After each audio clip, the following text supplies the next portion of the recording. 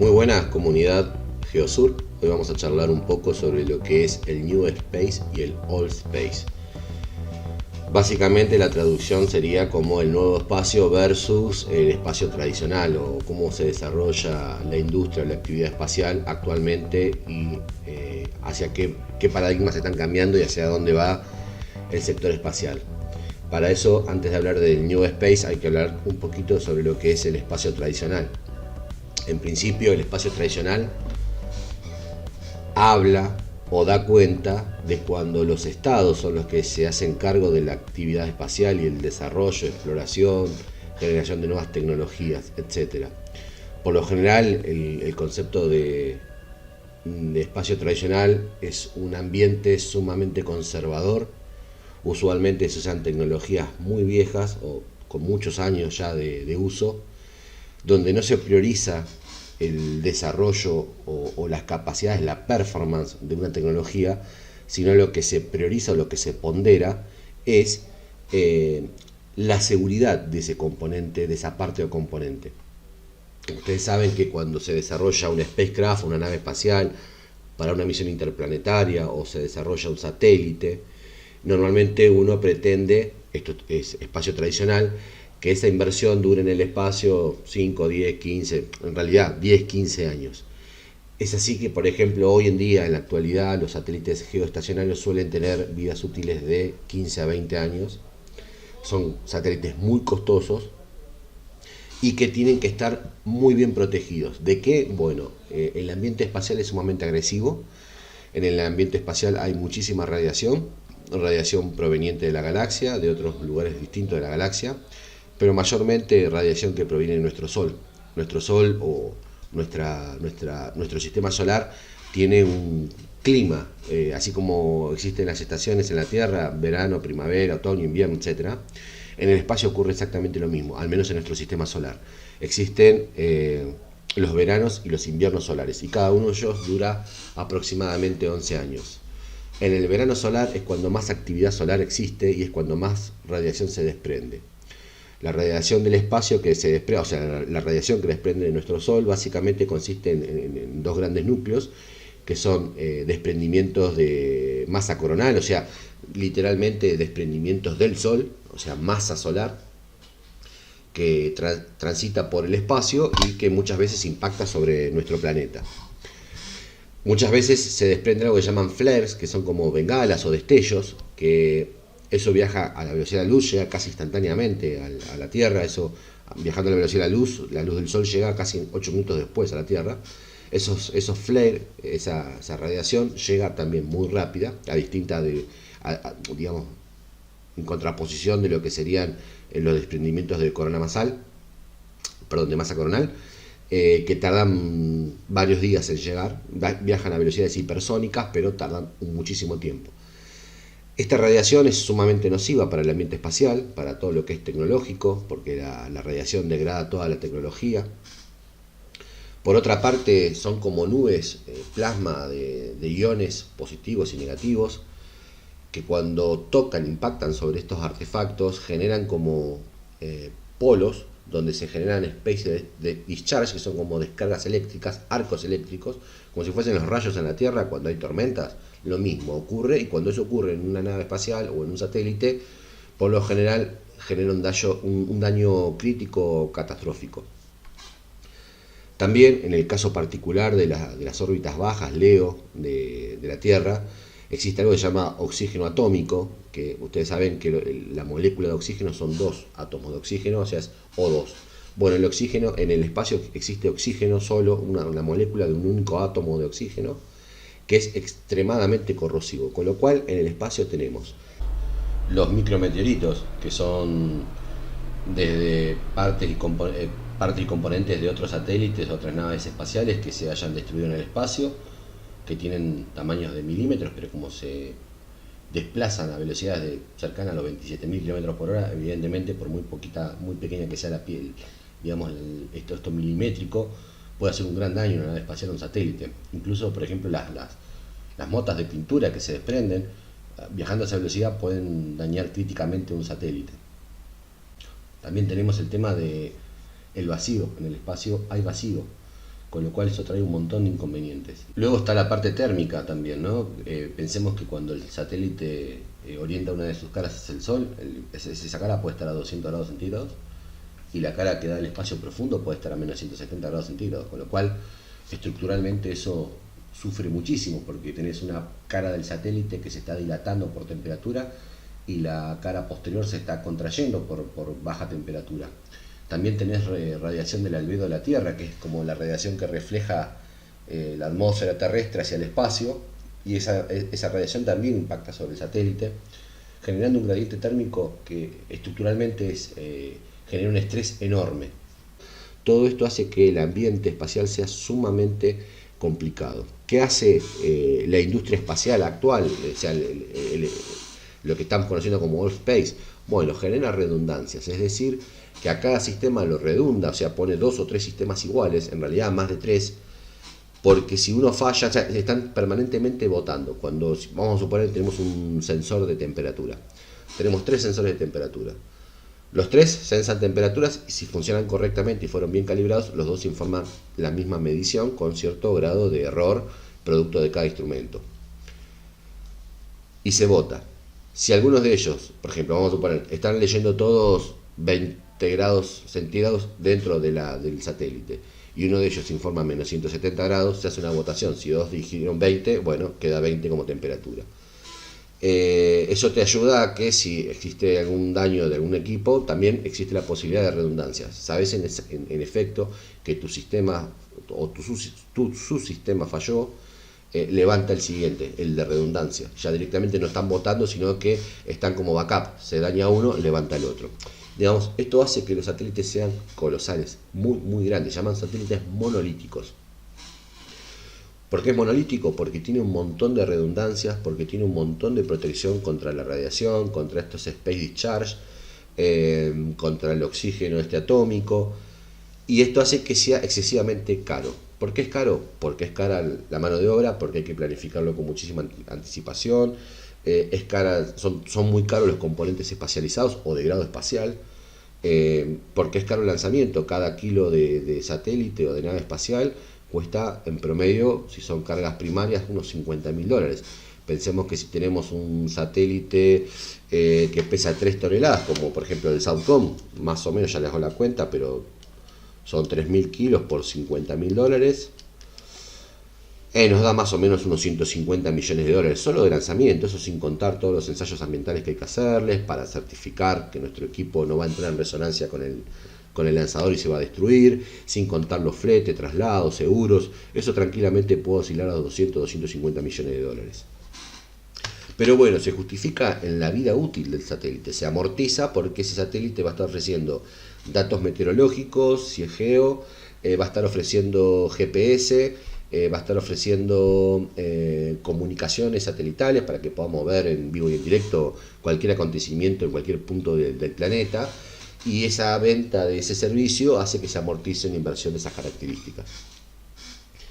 Ahora bien, hace algún tiempo atrás, lo habrán visto, digamos, Estados Unidos discontinuó su sistema de vector que ponía en órbita sus cargas útiles y sus satélites, estos transbordadores espaciales, incluso mucho antes de que tuviesen una alternativa para estos transbordadores. Y es así como empezó la NASA, por ejemplo, a comprar los motores RD de Rusia.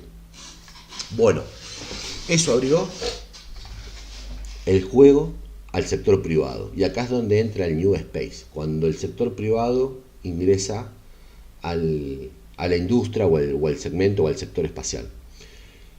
Obviamente una empresa tiene un fin que es el lucro, cosa que el Estado no, y por lo tanto tiene que hacer sumamente eficiente todo. Así que acá en la competencia entre privados, que no suele ser así, competencia es como una palabra muy generosa, en realidad hay un oferente como máximo por país, pero bueno, ocupa en cierta medida lo que el Estado hacía antes de motus propio.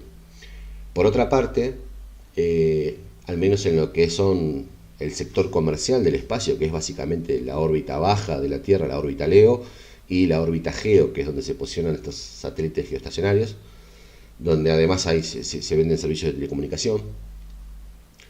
Y allí sí hay muchos oferentes privados y que cambiaron el paradigma, ya no hacen un único satélite monolítico, sino que cambiaron la estrategia y hacen constelaciones de satélites, es decir, ponen muchos satélites uno tras del otro, tratando de cubrir toda la superficie del globo terráqueo, esto es en órbita LEO, órbita baja.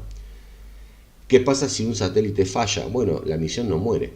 Antiguamente, si vos tenés un satélite de telecomunicaciones en geoestacionario y falla el satélite y lo perdés, perdiste la misión. Ya no podés brindar más servicio hasta que repongas el satélite en la posición geoestacionaria a la que fue asignado. En cambio, en una constelación de satélites, si se te cae un solo satélite, o dos, o 10, cuando vos tenés 300, 400, 500 satélites en órbitas, tu misión continúa, no se ve afectada. ¿Qué te permite eso? Si tenés esa facilidad y vos podés desarrollar satélites con tecnología muchísimo más actual, mucho más económica, mucho más eficiente, que no tiene el grado de seguridad que tienen los componentes tradicionales espacializados, pero son infinitamente más económicos. Por lo tanto, producís satélites más económicos.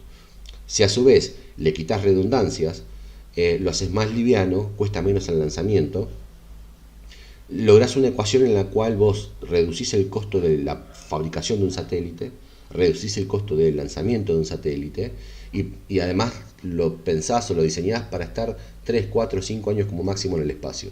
Por lo tanto, le sacás un montón de blindaje de radiación, que gran parte de toda esa radiación que yo conté al principio nos protege nuestra propia magnetosfera. O sea, la Tierra tiene un campo magnético, ese campo magnético deflecta, desvía toda esa radiación y nos protege de lo que el Sol, las erupciones solares, digamos, ¿no? Bueno, a los satélites también los protege. Salvo los geos, que los geos están en una zona donde el campo magnético o es nulo o es muy bajo y se ven, digamos, atacados por todo este tipo de radiaciones. Entonces, bueno, el New Space habla un poquito de esto, ¿no? Cómo se introduce el sector privado, cómo el sector privado cambió el paradigma, ahora apunta a constelaciones de satélites en donde si uno falla, la misión no fracasa, sino que continúa, a lo sumo con una pequeña reducción de las capacidades, pero continúa operativa, hasta tanto se reponga la nueva unidad que falló.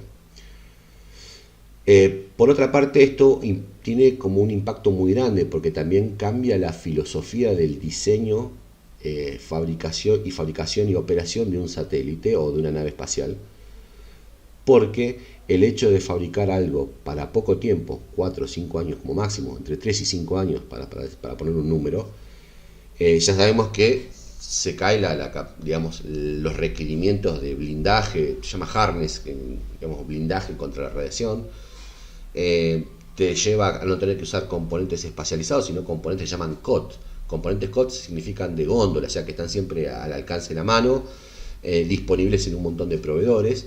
Obviamente tu sistema no está tan protegido, no es tan robusto, pero sabiendo que si se te cae al bajar el costo lo podés reponer rápidamente y tu misión nunca dejó de operar, tiene como una ecuación muchísimo más interesante para lo que, al menos para lo que es el interés de una empresa privada. Por otra parte, estamos hablando que el New Space, el hecho de que existan las empresas privadas, habla de que se está abriendo un nuevo juego. Las empresas privadas, si van a explorar el espacio, quieren tener soberanía de aquello que van a invertir mucho dinero y mucho tiempo. Bueno, esto es una gran discusión porque todos los países del mundo firmaron un tratado, el Tratado del Espacio, allá por la década del 60, del siglo pasado, incluso Estados Unidos y Rusia en plena Guerra Fría, donde se propone que el espacio es para el uso pacífico, ya se prohíbe la actividad militar, llevar armamento, llevar armas nucleares, se prohíbe la propiedad privada, por ejemplo, y dice que el espacio debe ser en beneficio de toda la humanidad, incluso aquellos países que no dispongan de capacidades espaciales como para hacer usufructo de lo que es el espacio. Hoy Estados Unidos está llevando adelante un plan que se llama, un nuevo tratado que se llama Artemis. El Artemis sí propone la propiedad privada y hoy el mundo está discutiendo, al menos el mundo, me refiero al mundo que trata temas espaciales, si conviene ir hacia el Artemis o continuar dentro de lo que es el Tratado del Espacio tradicional, que además el Tratado del Espacio es propiciado por la ONU. Bueno, estamos en plena discusión si es bueno, si es malo. parece que el capital se impone siempre y nos lleva a puestos, y nos guste o no nos guste la idea, aparentemente se está yendo hacia la propiedad privada, es decir, que vamos a volver a lo que sería el lejano oeste de Estados Unidos, donde el que planta bandera se queda con el territorio. Y entonces hoy en día, si vas a un asteroide que ya se detectó que tiene minerales y recursos que se puedan explotar, basta que alguien plante bandera y aparentemente es de su propiedad. Esto es una reducción, pero es para que se entienda con palabras fáciles por dónde viene la mano y qué está discutiendo el mundo. En cualquier caso, retomando lo que es el New Space, como yo les contaba, no solo era reducir, usar componentes más económicos, pensar misiones a menor tiempo, en constelaciones para que la misión no fracase, sino que además también cambian las metodologías de trabajo. El espacio tradicional trabaja, o la base nació con algo que se llama el Handbook de la NASA, el manual de la NASA. La NASA, cuando arrancó con la actividad espacial, escribió su manual de procedimientos, como muy acostumbrados están los norteamericanos a que para todo hacer un procedimiento. Hicieron un manual, es un manual de procedimientos de cómo se lleva adelante una misión espacial. Misión espacial, ojo, no es solamente el satélite o la nave espacial interplanetaria, sino que la misión espacial está constituida de dos segmentos, el segmento de vuelo y el segmento terrestre. El segmento de vuelo es la nave espacial, es el satélite, y el segmento de tierra son las estaciones terrenas que se comunican con estos satélites para descargar información, descargar el estado de salud de los satélites, etcétera. Y a su vez hay una etapa también de procesamiento de toda esa información que se produce y se distribuye al interesado. Bien, entonces, hay una metodología, el Handbook de la NASA, tradicional, de la cual después la ESA, que es la Agencia Espacial Europea, también tomó parte de ese handbook y hizo su propia norma. Argentina trabaja con esas normas, trabaja con ambas incluso, y son procedimientos que básicamente, para hacer un resumen, lo que intenta hacer ese manual de procedimiento es explorar, o sea, a partir de un problema, de una necesidad, generar una serie de requisitos. A partir de esos requisitos se exploran alternativas, se hace un poco de lo que sería I+D hoy en día, actualidad, investigación y desarrollo, etcétera. Se proponen alternativas y se hace un documento que se llama PDR, que es un documento de diseño preliminar, una revisión de diseño preliminar, donde se evalúan todas las alternativas estudiadas. A partir de eso se decide una alternativa. Esas alternativas nacieron de un proceso de ingeniería de sistemas donde se revela la tecnología que hay que emplear a partir de los requerimientos que uno tiene para desarrollar una misión espacial. Una vez que se define cuál es el artefacto a construir, a diseñar, se empieza a hacer el diseño, ya con esa idea preconceptual, afirmada o votada o elegida en las instituciones o en las empresas. Se pasa a la etapa de diseño. Ahí se hace un nuevo documento, se llama CDR, que es un documento de revisión de diseño crítico. Ya se desglosó el problema en problemas más chicos, sus sistemas, etcétera, y se hizo toda la ingeniería de detalle para esa opción elegida. Una vez superada la etapa esta de diseño crítico, se pasa a la etapa de ensayo, integración, construcción, ensayos, etcétera. Y luego finalmente, sigue una etapa de documentos donde finalmente se llega a la etapa de vuelo y después a la etapa de operación y finalmente a la etapa de decomisión, que es cuando se retira o se finaliza la misión. Todo esto hace que los procesos espaciales sean extremadamente costosos porque se demora muchísimo tiempo entre que se piensa algo y se ejecuta. Y además hay enormes sobrecostos. El New Space, por el contrario, propone nuevas metodologías de trabajo, se llaman metodologías ágiles. SpaceX es una de ellas, las que utiliza metodología ágil.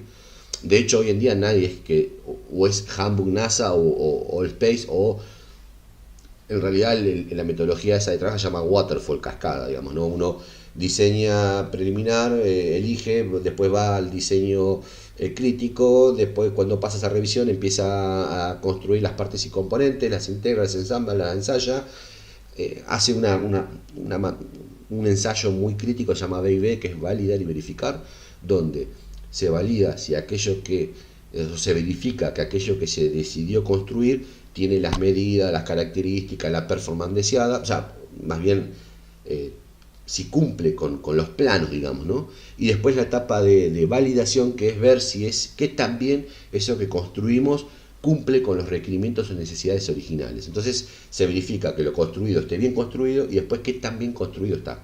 Ya se califica, digamos, ¿no? Bueno, pasadas esas etapas se pasa ya a la etapa de vuelo y de operación. En el New Space, con estas metodologías ágiles se busca acortar esos plazos de diseño y desarrollo, producción y operación, haciendo que sean ciclos iterativos. Uno, si quiere hacer una nave que va al espacio, capaz que antes de hacer la nave gigante, monstruosa, tan monolítica, diseña pequeños satélites pero ella va probando tecnología y la lanza al espacio y la opera, y cuando tiene información dice, ok, esto me sirve, esto no, y ahora hace un nuevo satélite un poco más grande con otras tecnologías y va madurando hasta que llega finalmente al producto final. Esto aparentemente es lo que se está usando hoy en la actualidad, el New Space, que usan las empresas que están trabajando en el New Space, donde se busca achicar esos ciclos de vida tan extensos y con sobrecostos por uno de tiempos más reducidos y que cuesten muchísimo menos. Un poquito la idea es esto, expresarles que el New Space trae estos cambios de paradigma en cuanto a lo que es el Old Space. Entiendo que no es para tomar partido, que es mejor si el Old Space o el New Space, sino que son realidades distintas. El sector económico privado necesita de cierta dinámica que el sector tradicional espacial, que se basan los estados para desarrollar sus proyectos, no hay como sintonía fina entre uno y otro. Entonces, bueno, lógicamente se van acomodando las cosas y van naciendo metodologías de trabajo y filosofías de trabajo que ayudan a que el New Space, que es ampliamente utilizado por las empresas privadas, tengan mejor, digamos, definición o lleguen mejor al objetivo final, que es la misión que se han propuesto. Espero que les haya servido. Hola comunidad Geosur, hoy vamos a ver la segunda parte del video New Space versus Old Space. La idea un poco es, primero vamos a recapitular lo que vimos en el primer video.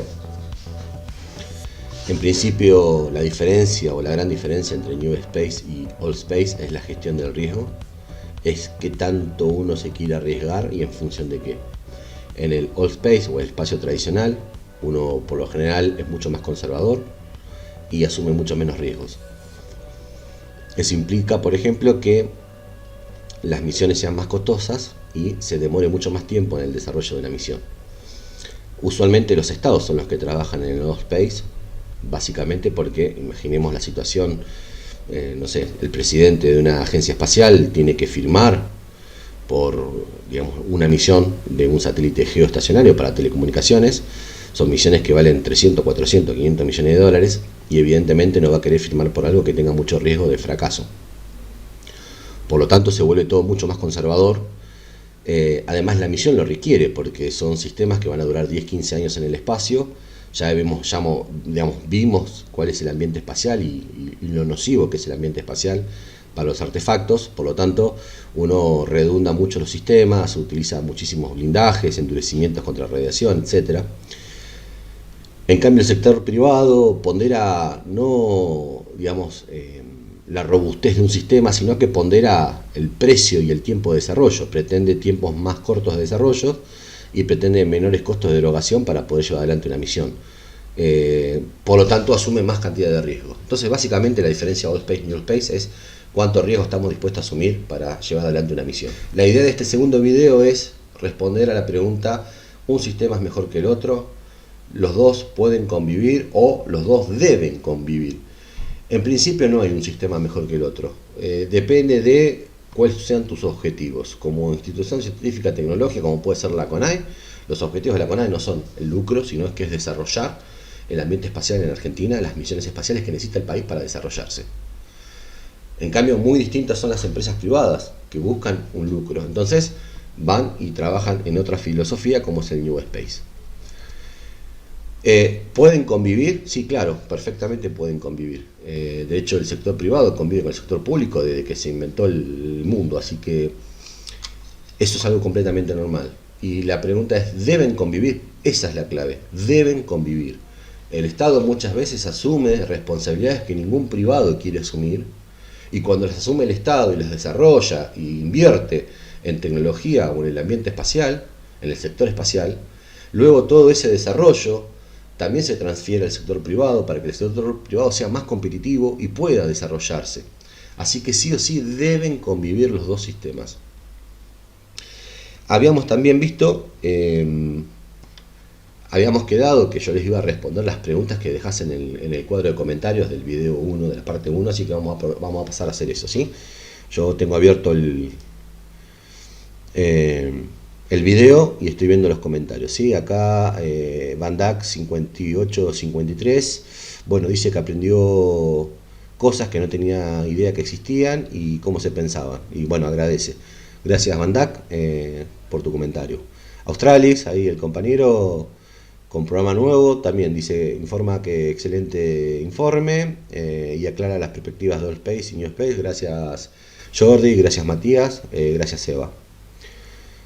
Chicho, felicitaciones, excelente Franco, gracias Chicho por tu comentario. Matías, nuevo ciclo de divulgación científica en Geosur, bueno, destaca este nuevo emprendimiento.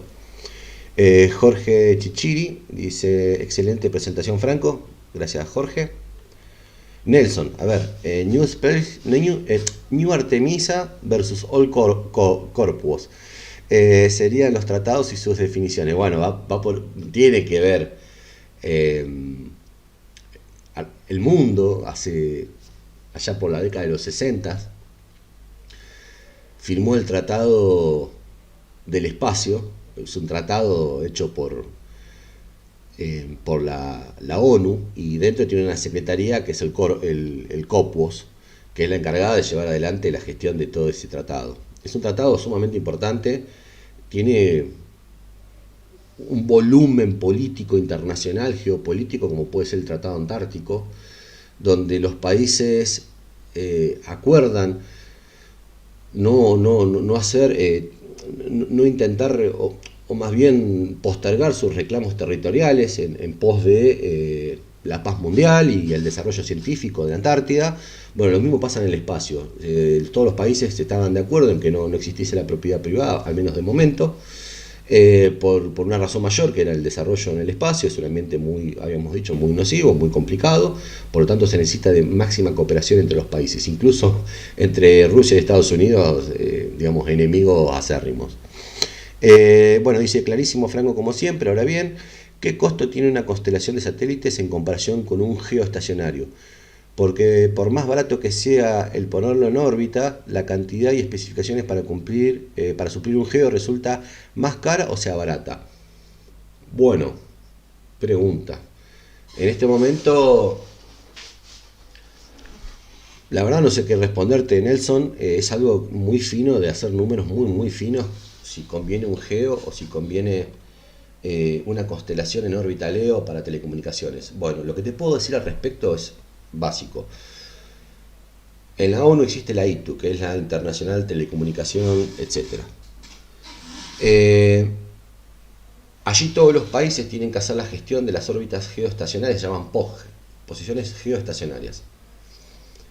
Y cada país tiene asignado una cantidad determinada de esas posiciones, porque no hay muchas, y todos los países pretenden una. Por lo tanto, Argentina, por ejemplo, Néstor Carlos Kirchner gestionó 3, ARSAT 1, ARSAT 2 y lo que va a ser ahora el ARSAT nueva generación o segunda generación. Así que si un privado quisiera poner varios satélites en geoestacionarios, en órbita geo, por más que quiera, no puede. Así que no le queda otra que ir a una constelación de satélites en órbita LEO para ofrecer telecomunicaciones. ¿Es más caro? ¿Es más barato? La verdad, no lo sé. Supongo que puede ser más barato porque si vos lanzás un satélite ya estás ofreciendo servicios. Órbita LEO. Bien. Y al estar ofreciendo servicios, ya estás cobrando, ya estás facturando y te estás financiando el segundo satélite. Cuando lanzás el segundo ya tenés 2 en órbita, ya ofreces más servicios. Entre los 2 estás financiando al tercero, y el tercero financia, entre los 3 financian al cuarto, y por lo tanto tal vez pueda ser más caro, pero es mucho más factible financieramente, porque no tenés que invertir 500 millones de dólares de golpe, sino tal vez que con 80 millones de dólares resolvés el problema, estás en el espacio, estás ofreciendo tus servicios con 2, 3, 4 satélites, y esos 2, 3, 4 satélites generan, digamos, rentabilidad, perdón por la cámara, que se desenfoca. Esos 2 o 3 servicios,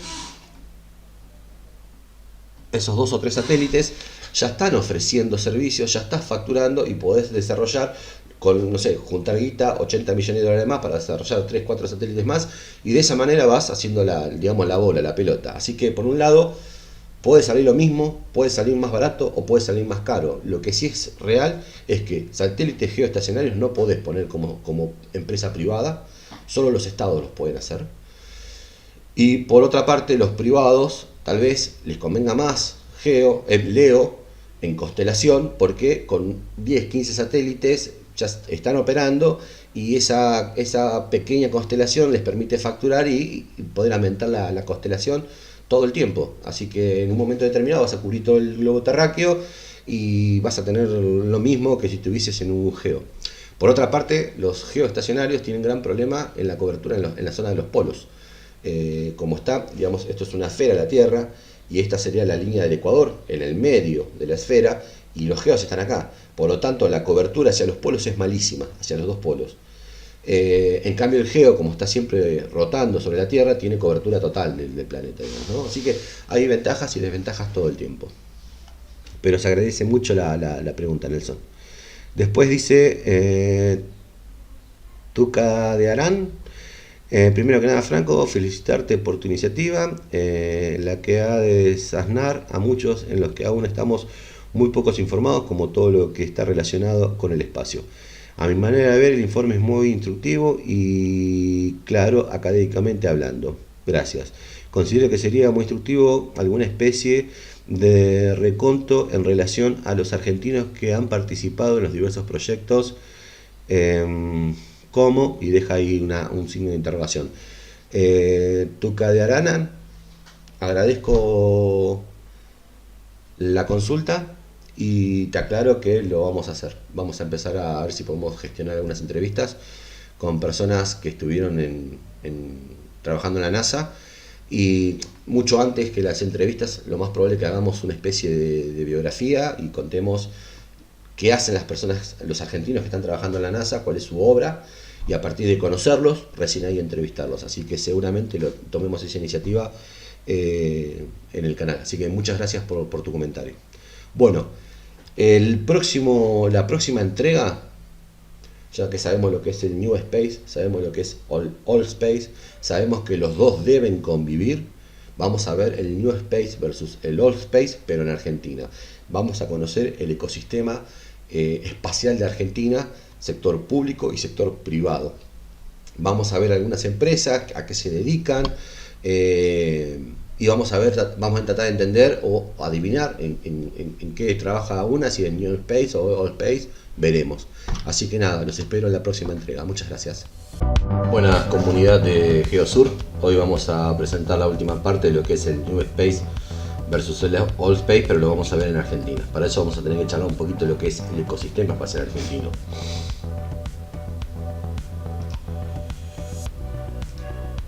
Bueno, para hablar de ecosistema en sí, tenemos que entender que es como un conjunto de acciones políticas, facilidades, recursos humanos, empresas, etc. Voy viendo cada una de ellas.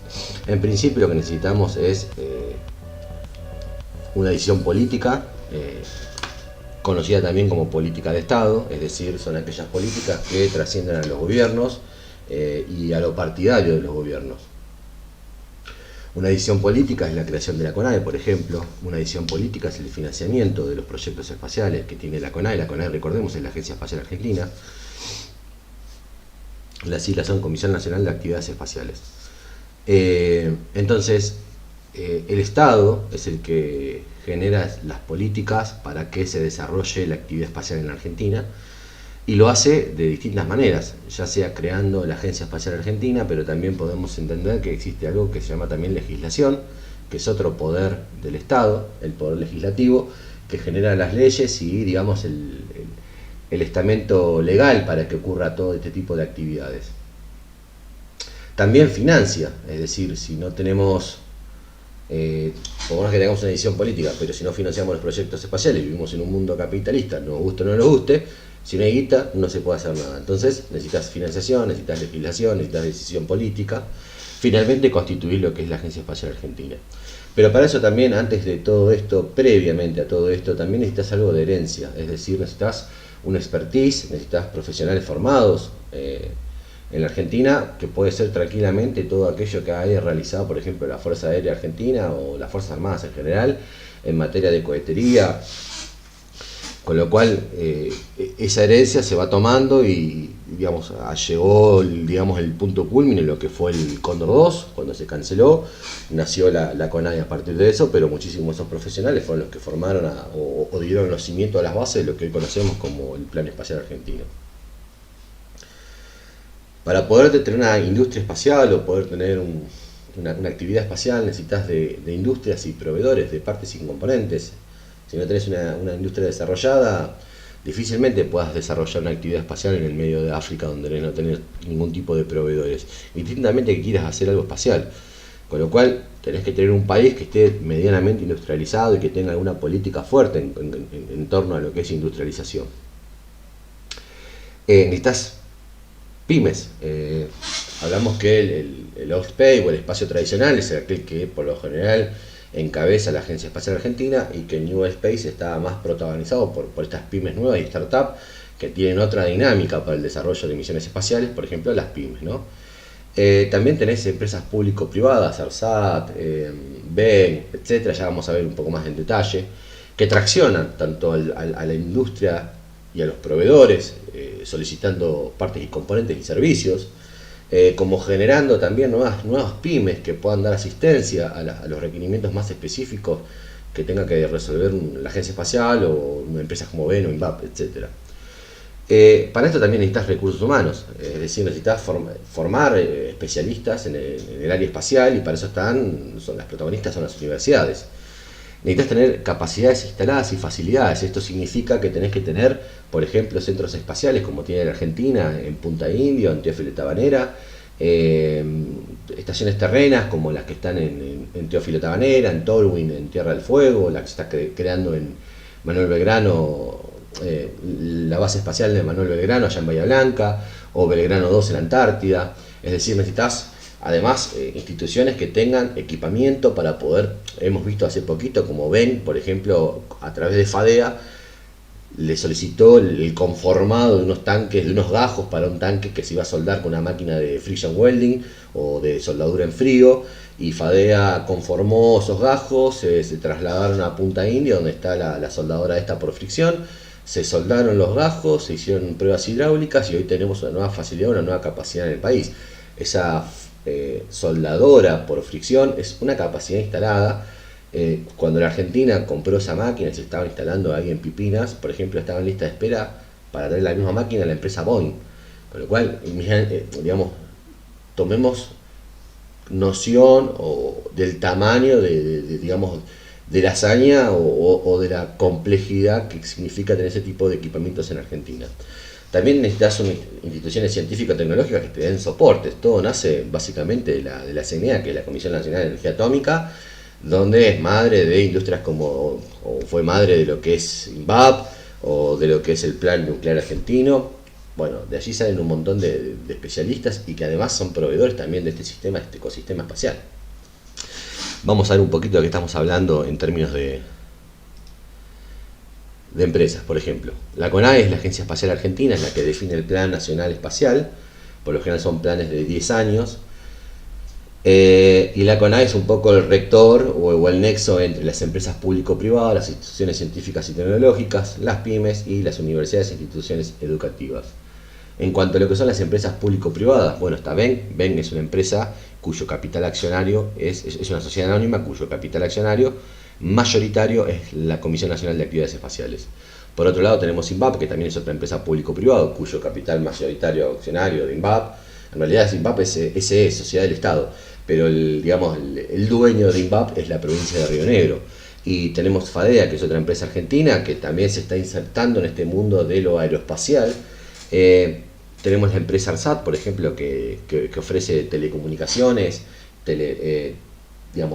datos, internet, televisión TDA, todo lo que es conectividad a lo largo y ancho del país a través de fibra óptica, y también de los ARSAT 1 y 2, que son satélites en órbitas geo. La diferencia es que ARSAT no depende de CONAE, sino que depende de jefatura de gabinete de ministros. Es el jefe de ARSAT, si se quiere, o es quien decide las políticas macro, ¿no? Más allá de que tiene su directorio, etc.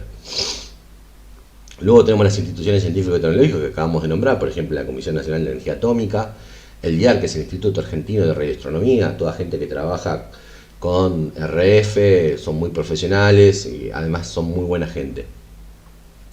En cuanto a lo que son las pymes y el New Space, vamos a encontrar a SpaceSur, que es una empresa que se dedica al downstream, que es, digamos, todo el procesamiento de los datos satelitales para generar productos. La empresa Imer Antena, que desarrolla todo tipo de antenas, por ejemplo, como las del SAOCOM, son radares de banda L. Bueno, una empresa Imer pues, es un proveedor de ese tipo de tecnologías.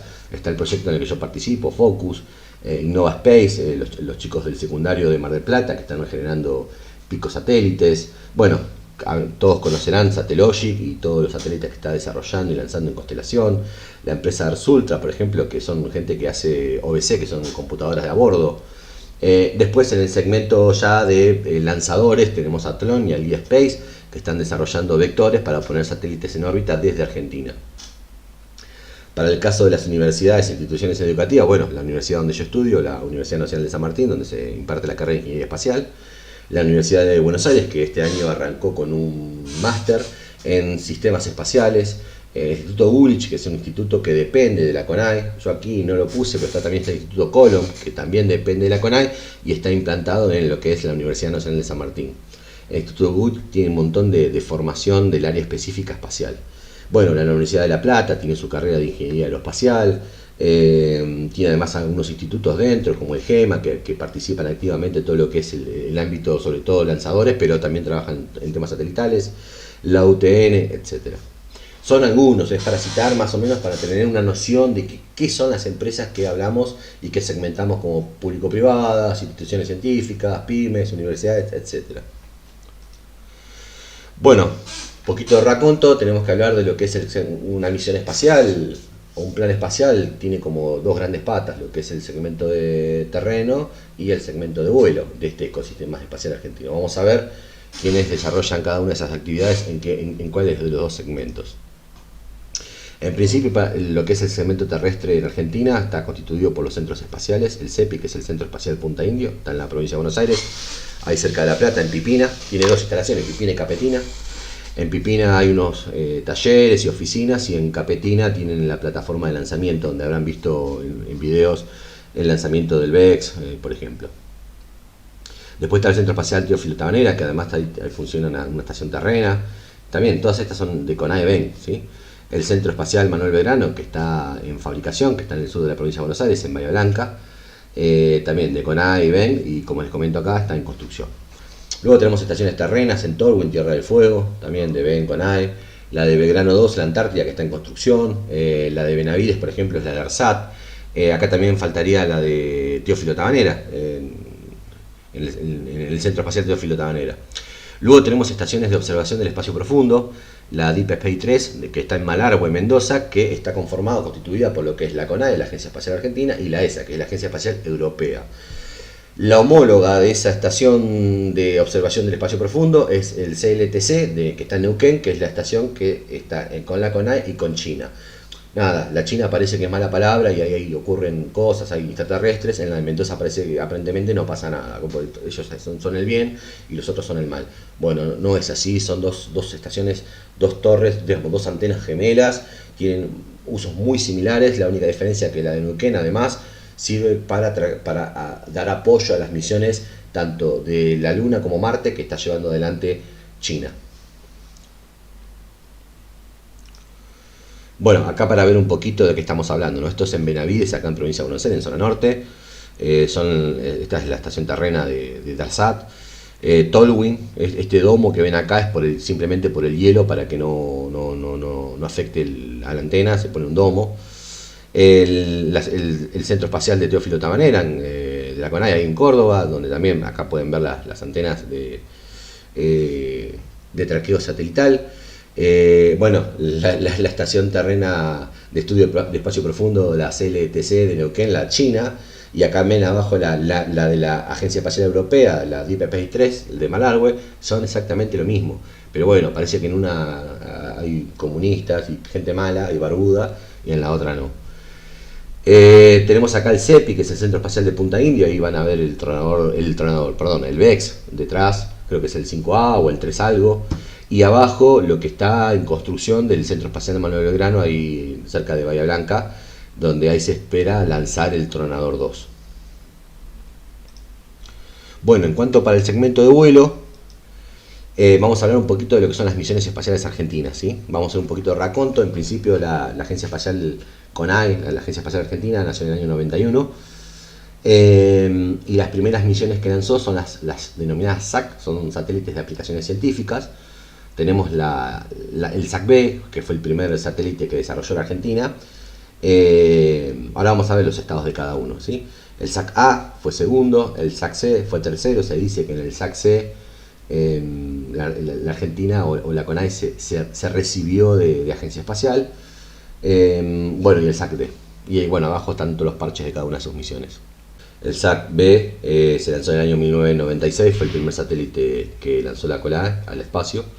La aplicación de este satélite básicamente tenía un montón de instrumentos que medían variables físicas como radiación, temperatura, campo magnético en el espacio, digamos, previendo cuál va a ser el ambiente espacial para las futuras misiones de la CONAE. Bueno, este satélite finalmente no se pudo separar de su lanzador y la misión fracasó, se agotó las baterías y no pudo recargar las baterías y no podía controlar la órbita tampoco porque estaba acoplada al lanzador y se perdió la misión. Al poquito tiempo se lanzó el SAC-A, también con instrumentos para medición de variables físicas, radiación, temperatura, campo magnético, etc. El satélite se desplegó desde un transbordador, fue una misión exitosa. Como les comentaba anteriormente, el SAC-C en el año 2000 fue, digamos, el satélite que recibió a la CONAE como agencia espacial. Este es un satélite ya de observación de la Tierra, una misión exitosa, tenía instrumentos, sensores pasivos, o sea, cámaras que permitieron, digamos, observar la Tierra. Luego ya en el 2011 ya es una misión mucho más compleja, el SAC-D fue una misión donde se constituía en la medición de lo que es la salinidad de los océanos. Lo que hizo acá la CONAE fue generar la plataforma de servicios o el bus del satélite, y la NASA puso el instrumento que es el Aquarius, el instrumento que era capaz de medir la salinidad de los océanos. Además tenía otro montón de instrumentos más a bordo, aportados por otras agencias espaciales europeas.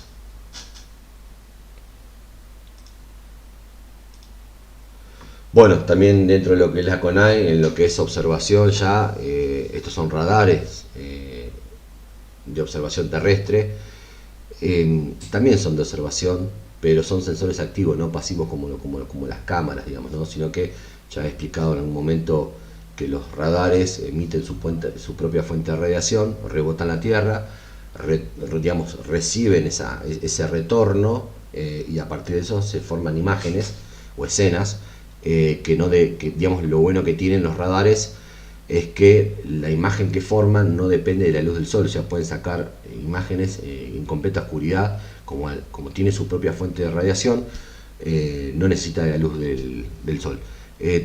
También las nubes son invisibles, cosa que con los satélites de observación con sensores pasivos, si hay nube va a sacar foto a una nube. En cambio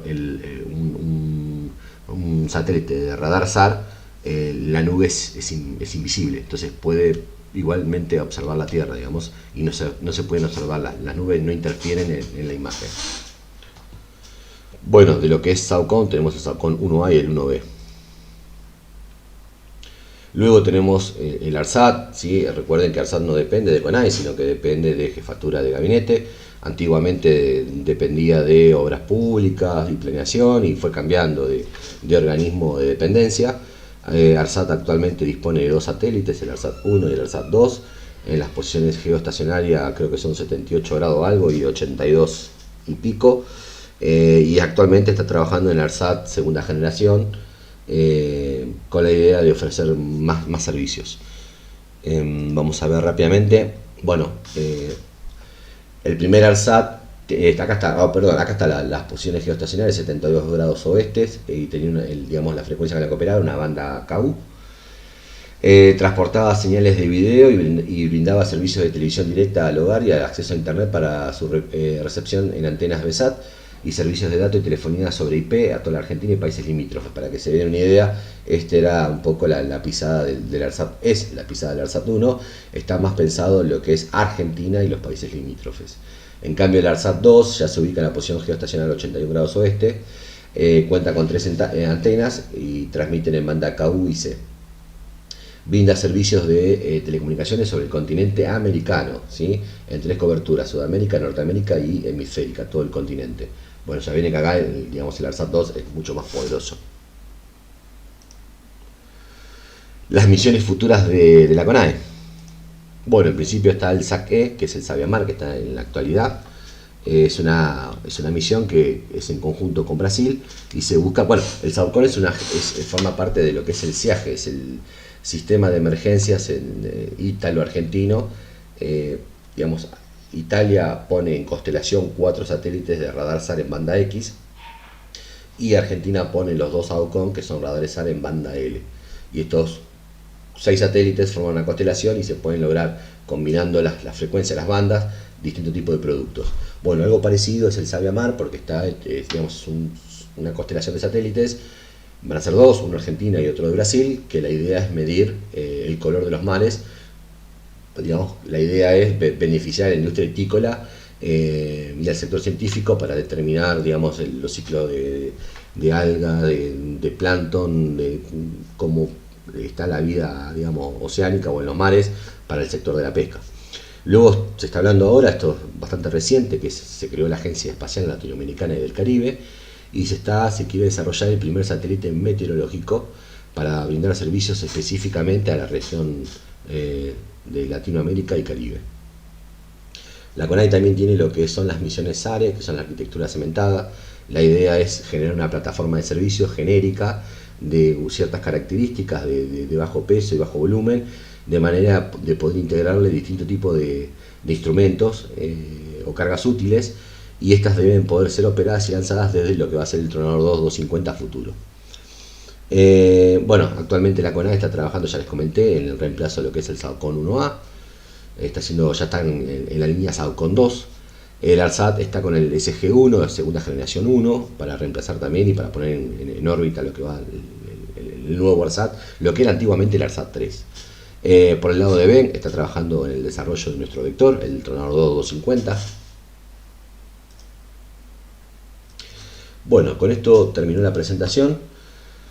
Es importante entender que todo esto nace desde esta herencia que tenemos como país, que digamos, arrancó todo esto la Fuerza Aérea, y a partir de eso se fueron generando carreras y se fueron generando industrias, pymes, legislación y políticas de Estado, generaron agencias espaciales. Con la agencia espacial vino un plan nacional espacial y a partir de eso vinieron las misiones espaciales, y hoy Argentina es uno de los actores principales dentro de lo que es la industria espacial global, con lo cual ya vamos a hablar más adelante que además lo que es la actividad espacial argentina trascendió el país y tenemos un montón de profesionales que están trabajando en Europa o en Estados Unidos en la NASA, generando un montón de conocimiento y llevando adelante misiones completas muy interesantes que ya hablaremos más adelante. Muchas gracias. Bueno, perdón, no tan rápido. Lo prometido es deuda. En el video de parte 2 les dejé el cuadro de comentarios para que hagan sus comentarios y sus preguntas, así que voy a pasar ahora a leerlas. En principio, bueno, la casa comenta que se puede dejar las preguntas acá en el cuadro de comentarios. Respondiendo a Horacio Ontivero Origaen 1141, dice que bueno reconocer las políticas que recuperó las órbitas que corresponden a nuestro país. Muy buena la info de la constelación de satélites, felicitaciones. Muchas gracias, Horacio. El compañero Nelson Mana también agradece y por lo claro de la información, bueno, y el análisis excelente, y a la espera del próximo video. Se está produciendo en este momento, así que muchas gracias, Nelson. A Chicho, bueno, Franco, ante todo, muchas gracias por compartir con tu conocimiento. Tengo una consulta, los blindajes a los que te referís son los materiales con los que están diseñados los satélites o llevan materiales extra para protección. Mi otra duda es si esos materiales para su blindaje son siempre los mismos o hay variantes en cuanto a su construcción, tanto sea por el costo o el tamaño del satélite, de la órbita o que preocupan. Me refiero a si es más alta o más baja. Muchas gracias. Bueno, acá hay dos preguntas, vamos a intentar responderlas. La primera es, cuando consulta los blindajes a los que te referís, ¿son los materiales con los que están diseñados los satélites? Sí, pero los blindajes son para múltiples cosas. Por ejemplo, el, el blindaje térmico en sí son capas de Mylar y perdón, de cinta Kapton y una especie de malla de polietileno. Son muchas capas multilayers y eso lo que hace es retrasar, digamos, el calentamiento o el enfriamiento por radiación. Pero eso es cinta, digamos, no soporta ningún tipo de esfuerzo mecánico. Después tenés la protección en sí de lo que es la estructura del satélite, que por lo general son de aluminio super reforzados, porque tienen que soportar todos los esfuerzos mecánicos que produce el ciclado térmico. Es decir, cuando le da el sol, o la cara que le da el sol puede estar a 200 grados y la cara que apunta al espacio profundo puede estar a menos 200 grados. Hay un gradiente térmico de entre 300 y 400 grados que hace que toda la estructura se revire y pueda colapsar. Entonces está blindado para soportar ese tipo de esfuerzos mecánicos. Hay blindajes de MI-MIC, son interferencias electromagnéticas conducidas e inducidas. Hay blindaje contra radiación. Recordemos que el Sol emite partículas y radiación, y esa radiación se transforma en una atmósfera como de iones, protones y electrones que pueden atacar al satélite. O sea, la radiación puede atacar a los componentes. Esas mismas iones pueden generar arcos de descargas eléctricas que pueden romper los satélites, con lo cual también tiene cierto blindaje. En realidad es como se llama endurecimiento. Uno prepara el satélite para ese tipo de ambientes espaciales. Y hay de muchos niveles y para muchos tipos de aplicaciones. Lo que sí es seguro que no se blindan contra micrometeoritos, porque algo que vuela a 28.000 km por hora y de frente viene otra pieza a 28.000 km por hora, estamos hablando de que hay una colisión a 50.000 km por hora, y aunque sea una mota de pintura te perfora de lado a lado. No hay mucho para hacer ahí, por más que le pongas blindaje, pues también lo podés blindar si querés con titanio, una capa de tipo tanque, pero ¿y quién lo lanza? ¿Con qué guita lo lanzas? Entonces hay cosas para las cuales uno tampoco es que puede blindar de todo, ¿no? Y la otra duda es si esos materiales para su blindaje son siempre los mismos. No, viste que lo que recién te comentaba. Una cosa es un endurecimiento contra radiación y protección térmica, y otra protección contra descargas electromagnéticas o interferencias electromagnéticas. Hay de todo tipo de materiales para todo este tipo de usos. Por lo general, la Agencia Espacial Argentina, la CONAE, trabaja siempre en conjunto con la NASA, con la ESA, que es la Agencia Espacial Europea, con las agencias espaciales de cada uno de los países de Europa, y por lo general uno hace partícipe como revisores a todas esas agencias espaciales, y uno muestra el desarrollo y nada, te destruyen el proyecto. Es una forma de decir, te destruyen, sino que te marcan todos los puntos que tenés que resolver, donde hay dudas, y uno va así de esa manera mejorando el producto, el aseguramiento del producto, ¿no? Bueno, por último, el compañero Gordon, Gastón, bueno, clara la presentación y agradece. Lo mismo, Gastón, de mi parte. Ahora sí, esto es todo. Muchas gracias.